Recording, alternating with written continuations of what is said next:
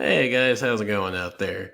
So, today I'm going to be talking about a game which has been considered or is one of the most difficult games out there and pretty popular game, which is Cuphead, made by Studio MDHR. And I got a little bit of a funny personal story with this game. So, I bought this game, I guess, like a year ago now. And so at that time, I was really getting into, like classic animation, Fleischer Studios, Looney Tunes, this generally classic animation. And I was rewatching Who Framed Roger Rabbit a ton.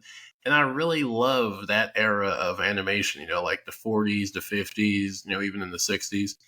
So I was like really big into that. And also, weirdly enough, one thing also that got me into that was One Piece, because that was also around the time that Gear 5 came out, which is pretty much just, an homage to old Looney Tunes, Tom and Jerry, shows and animation.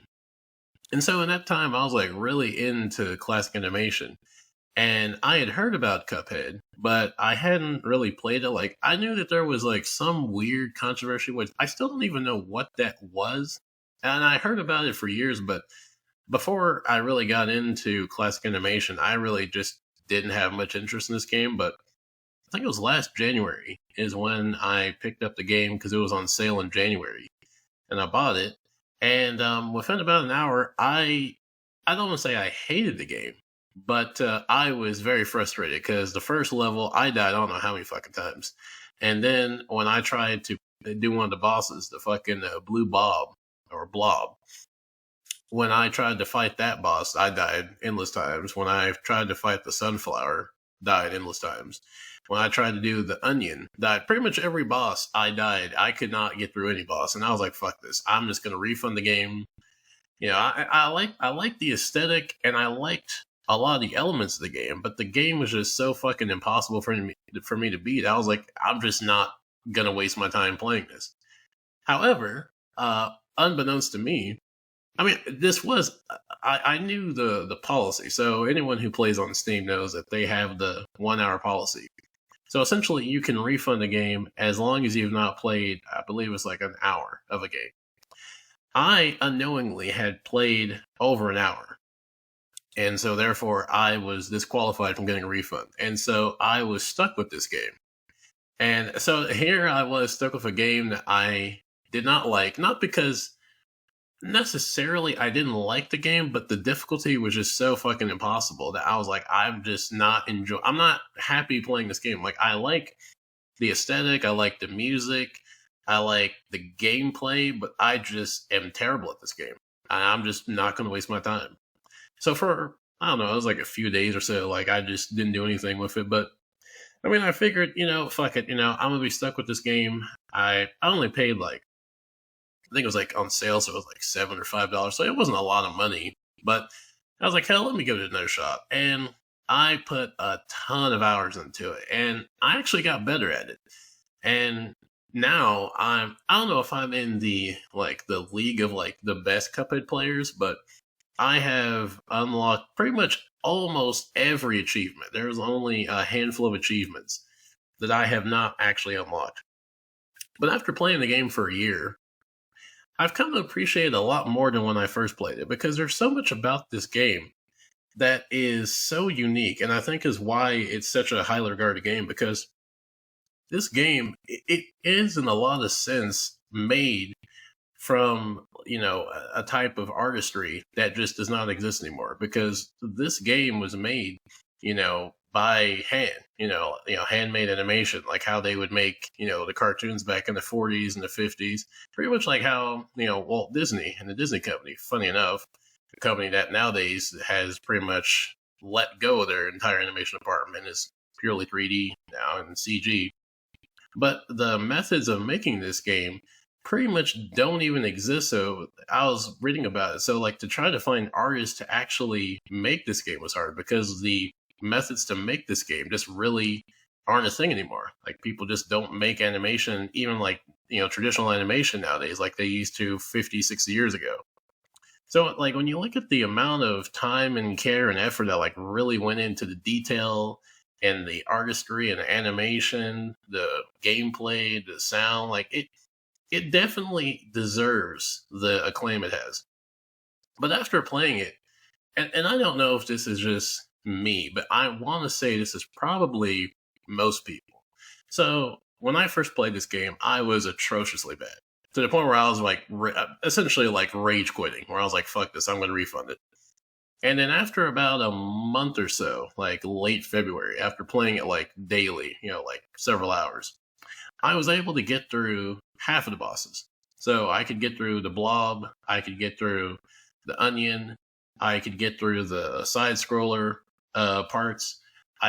So I'm still to this day, with as good as I am, I've never been a fan of the flying missions and the flying bosses, but even those I was even getting better with.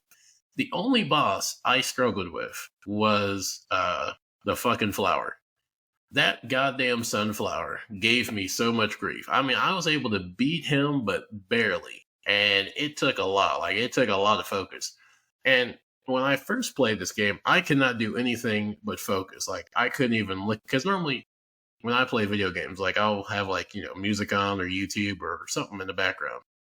When I first played this game, I had to absolutely lock in and like, I could not listen, watch, talk. I couldn't do anything but play this game. Like, I'd actually have like drinks I'd have, like, the drink while playing the game. I would even drink that because I'm like, I just have to lock the fuck in and focus completely. Because like, if I break a single point of concentration, I'm going to lose or get killed. And the thing about Cuphead is there's no save point. So like, once you die, you have to start all over again. So whatever progress you have, that's it. Like, when you lose all that progress. So you have to really make sure, if you want to beat it on that go, that you beat it on that go, because you only got that shot before you have to start again. But after a month, I got better at it, gradually. And so the thing about Cuphead is that all the bosses have like patterns.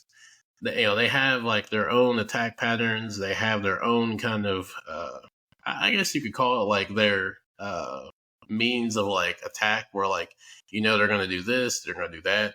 And really, you just have to learn how to like counter and avoid and adjust to that, if that makes sense. Because like all the bosses I played, which is all of them now, even like the angel and demon one, the hidden one on the DLC island, they all have patterns that you just have to notice, which takes you just dying a lot. Unless you are someone who looks at, YouTube videos and how-to guides. So for some reason, and I don't know why, I just refuse to look up gameplay for this. Because I felt like this is a game for me that would not benefit me looking up how-to tutorials or how to beat a boss, because I felt like this is a game that is more hands-on trial and error. Like, you might be able to get better at this game from watching people, but I watched videos of this game and I was still shit. Like, I actually looked at the IGN video of the developers playing the game. And the only thing I got out of that was it made me feel good that I was shit at this game, because even one of the developers, he died in one of the bosses. So I'm like, well, if one of the people that made the game, if he struggles with it, then it can't be, like, it's not just a me thing, which I knew it wasn't, but I'm like, well, if even one of the developers is struggling, well, I feel a little bit better about myself about this. But, like, I got better just through, like, straight trial and error, which was frustrating. It took a lot of time, took a lot of effort, took a lot of me getting pretty upset with dying. Because, I mean, most people, when you play a game, it's not fun to just consistently die over and over again. Like, it loses its fun. And I think that's where Cuphead is interesting, because for as difficult as the game is, I think it is once you actually start playing it. I think it is fair with its difficulty. Now, it can be frustrating, but I think it's fair, where if you are actually playing and you're actually like trying to beat the boss, I feel like you'll eventually get to the point where you're able to like understand like how the boss works, like the different phases they have, how their attacks change, how their formation changes, how you have to go to this platform, how you have to go here, how you have to not shoot or not attack when this happens. I think the game has like a nice blend of being difficult to a point of like pretty much like I forgot the term, like adapt, like you adapt to the difficulty. Because like there are tons of bosses now that like when I first played, like the sunflower boss, for example, I can beat that game. I can beat that boss on any difficulty easy. I can beat it on expert. I can beat it on easy, and I can beat it on medium, which I think is like the regular setting. Now I will say, I might be giving myself a bit too much credit because the one thing that helped me out, and I still believe this. I'm not sure with as good as I got with this game, I probably would have beaten it because I have beaten this game playing as Mugman and Cuphead. But I don't know if I would have had as easy of a time beating this game if it wasn't for Miss Chalice. Now, depending on who talk to, Miss Chalice is kind of looked at as a cheat. She's kind of looked at as like a kind of an easy route. I don't look at her that way because Miss Chalice is my go-to. Like I absolutely love Miss Chalice. She was a godsend. When I bought the DLC, that was the best thing I could have done for this game because it made this game so much easier. But to the people who say that like she's a cheat code or she makes the game easy, that is not true. Because even though she made the game easier with like parrying, she has extra heart. She has the ability where you have the extra heart, so you have like pretty much up to 5. Even though she has like a lot of perks and advantages, like the game is still hard. Like for as good as I am, even today, like I'd say maybe not the best Miss Chalice player. I definitely am not, but like I'd say I'm up there in the tier of being pretty efficient with her, to where like I pretty much have gotten S rank on every level, on every inkwell because of her. Like I've pretty much beat this game on the highest difficulty purely because of her. There are still levels today that I struggle or just cannot beat as Cuphead or Mugman. Now I can relatively beat with her. Like one boss I've really been playing for about, I guess 5 or 6 months now is Chef Saltbaker. Very fun boss. Just a very enjoyable boss. And, so I don't think that she is a cheat. I think that she is like I think she's just a different type of player character. Like some characters, they're better with pairing as Cuphead opposed to Miss Chalice. Because I've read, on Reddit and people talking about Miss Chalice, so like they have a hard time with like just the straight parry instead of like having to jump up for it. Now I'm the opposite, where I struggle still with pairing as Mugman and Cuphead, and I can do it perfectly. Like I can almost hit every parry no matter what difficulty or how like hard the boss is, with relative ease. And so I think that she's not like a cheat code. I think she's just like a different type of character for players to use. And I think some players are better with her, like me, and there's other players that are better with Cuphead or Mugman. But also, like one thing about this game that I really didn't appreciate, mostly because I was just hyper focused on beating the game and I just really was focused on beating the boss, is that there's so much detail and so much going on in the bosses that you can just look at. Like for example, I was talking about Chef Saltbaker. If you really just pay attention to all this shit going on in the background and the foreground while you're like avoiding getting hit by stuff and trying to beat Saltbaker, there's so many things happening, like him fucking just murdering these, fucking food characters and making different types of weapons out of them. Or like, other bosses. I think I don't know, I forgot her name. It's the blue chick where she's like kind of like in the theater. Like there's so much going on in like the background, the foreground, that like it's almost like an episode. Like you could almost look at each boss as like an episode. And it also has like the title screens when you bow them. That's almost like reminiscent of like old Looney Tunes shorts. But there's so much going on that like if you're not trying to, if you're not, not trying to die, because that's one of the things that's kind of unfortunate, is like if you're starting this game out for the first time, you're going to be more trying not to die. So you're not going to be paying attention to like all the stuff going on in the background and like all the stuff going on in the foreground and all the different types of animations and nuanced animation. Yours are pretty much like, I'm just trying to fucking not die. Like that. That is all I'm doing, like, the animation's cool and whatnot. So I do appreciate that. Like I appreciate like how much, detail went into this game. And I think it's also a testament to why, this game is regarded as this, because you can tell that this game had a lot of passion, a lot of sincerity into it. And it's also impressive that this is the first and only game currently that MDR has made. This is the only project they've made. I think they're hiring for. Matter of fact, I think I saw a post where they're hiring for one of their new games that they're developing, but I don't think it's going to be a Cuphead game. So the fact that this is like the only project and it was this well received and this well produced is really just, I mean, fantastic. Like, I mean, you have to give complete credit to MDHR for that. But also, something else about this game that I didn't really appreciate when I first played it was the music. The soundtrack is just fucking phenomenal. I mean, you know, if you just really listen to it, which again, the unfortunate thing about this game, and this might just be me, this might be only a me thing, but I didn't really appreciate the music for really half of last year when I played this game. I mean, I'd listen to it, but I'm like, it's nice or whatever, but I'm just trying to, you know, get through this boss and get to the next boss. But like once you've beaten the bosses and you've beaten the game, like you can actually play the game and like enjoy like actually fighting the bosses and playing the game. The music is fucking phenomenal. And it is like a complete throwback to, you know, the 40s and 50s, not even just like animation, but like just that type of like swing 40s, 50s music. Like it makes you feel like you're watching or playing a game that's like straight out of the 40s or 50s. Like this is almost like a game you could see as like a time capsule that was like on some like outdated, like forgotten system that came out like in the 1940s. And also, speaking of that, like I kept trying to figure out like what this game kind of like reminded me of. I mean, obviously it, you know, has a callback to Fleischer Studios and Looney Tunes and classic cartoons, but really what this game also reminds me of is I feel like this is the game had Walt Disney lived long enough. I feel like if the technology had been available at some point in Walt Disney's life, this is the game that Walt Disney would have made. Because I mean, it's the exact type of game he would have loved to have made. A game that is traditional 2D animation with, you know, with these beautiful assortment of characters.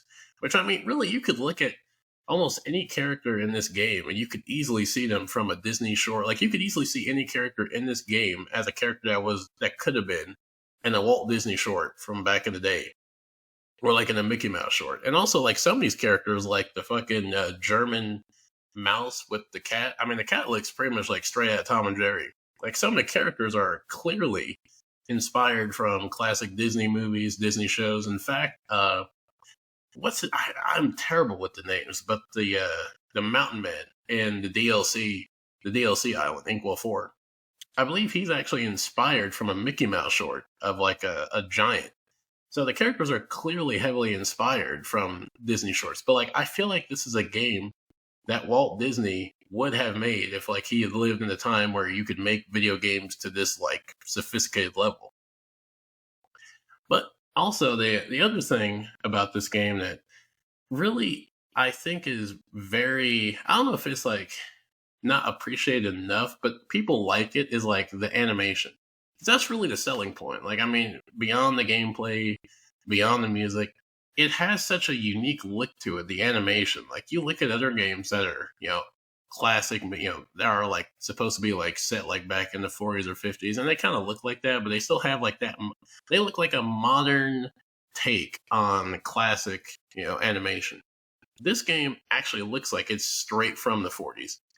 And the animation, you know, like I was saying, how it's completely hand drawn, it really shows. Like, because I cannot think of another game, and also, granted, there's not a lot of games like this out there. That's the other thing. Like, you know, they try to argue, well, you know, there's not a lot of games like this. It's like, well, there's also not a lot of games that are 2D animated like this. I mean, the only other game I can think of is Benny and the Ink Machine. And that game, it looks, I mean, it does have a 1940s classic feel, but I don't even think that game has the same type of feeling of being like a pure, you know, homage to classic animation like this game is. Like, you can kind of tell that that game is a modern game that is like taking, you know, inspiration aesthetic wise from the 40s and 50s. And there's also that other game coming out this year. I think it's called P.I. Mouse. It's the first person, black and white, looks like a Mickey Mouse shooter. That game kind of looks like it's in a similar vein of Cuphead. But there are very few games that have this type of detailed animation to it. And I really like that. I really like how the animation is just so natural, so just genuine, because we live in an age where traditional 2D animation is pretty much non existent. Like, I mean, there are very few shows, movies, or anything that are just traditional hand drawn animation. Most of it is, 3D animation or a hybrid of 2D, 3D, or it's AI. You very rarely find just traditional hand drawn animation, like even Disney, who was the pioneer and known, which is, how Disney became Disney. Disney doesn't, I don't even think they have an animation department anymore. I don't even think they really have a dedicated 2D animation department. And I think their last, don't quote me exactly, but I believe their last hand drawn fully movie was the Winnie the Pooh movie. And before that was Princess and the Frog. And both of those movies are like well over 50, damn near 20 years old. So they haven't really done anything fully animated, like traditionally handmade, for a while now. But also the show for this game came out a few years ago, and I'm gonna have to be honest. I didn't like the show that much. Now, granted, I didn't see all the show, but from what I saw of it, it seemed like everything that the Cuphead game was not. Like, it looked like a modern cartoon trying to replicate being a cartoon from the 40s or 50s. Like, I still argue that the Cuphead game feels more like a 1940s, 50s animation than anything in the show does. And I mean, the show works good on its own, but I don't think it's nowhere near the quality of the game. But it kind of makes me wonder, though, since Studio MDHR, this is their only project, and they've been pretty silent on what they're going to do next. Like, I mean, they've been hiring people for a new project for about, I think, 2 or 3 years now, but they haven't really said what it is. So I'm kind of curious to see what their next game is. Like, I don't know if they're going to do a Cuphead like type of game that's not Cuphead, or if they're going to go the other direction. Because the weird thing about MDHR is that they really don't have a lot of information out there. Like, they have a Facebook page, they have a website, but there's really not a lot about them out there. Like, hell, when I last checked, I don't even think they had a Wikipedia page. Like, they're that kind of, not obscure, but they have just that little information out there. So I'm kind of curious to see what they do, because I mean, I know they were busy with the show for a while, and they were busy with the DLC, but I'm not sure what they're going to do next. But I'm curious. I want to say, and the thing is, you don't want to be overly cynical or pessimistic, but seeing the state of the video game industry, you can't help but feel cynical. Like, because there have been so many companies that like have had really goodwill with the public, and they just completely fucked it up, or they completely did something that completely just destroyed their reputation. So I'm hoping that MDHR does not do that, because they are one of the few you could call like actually indie studios. They're not like a big blockbuster studio with like several different departments all over the world and several different like sub studios working on like 15 different projects. Like, they are just like a small, even now, like with all the success they've had, like they are still like a small, I don't know how many people they have, but like not like a massive like Rockstar Bethesda type level of workers. So I'm curious to see what they do. Like, I'm wondering if they're gonna try to do like something with like 3D animation, because I know one of the postings I saw like a year ago is like they want to hire someone who's like, kind of like, not like a 3D what do you call it, like specialist, but like that has like worked in 3D. So it looks like they might be doing something completely different from Cuphead. But I'm curious. I guess we're just gonna have to wait and see, and just hope that MDHR doesn't end up, like CD Projekt Red or other companies that have had goodwill to not the company, with the public, and then ended up, releasing something or doing something down the line which completely destroyed that reputation. But with that said, this just has been my ramblings at Cuphead. It's a game that I love so much now, and it's interesting that, to see like where I've come with that game, because like I went from not hating it, but strongly disliking it and wanting to refund it, to loving it and playing it pretty much every day. And to the point now where anyone who listens to me, I'm a fucking salesman. I'll tell them like, have you played Cuphead? If you haven't, you should play it. Like it's always on sale. Like now I'm like an unofficial fucking spokesman for Cuphead. And it's kind of wild that the only reason one of my favorite games of all time now that I only love strictly because of Steam's refund policy. So I have to thank Steam's refund policy for actually working in my favor in the long run. But with that said, I think I'm going to call this here. And until next time, I'm going to see you guys later.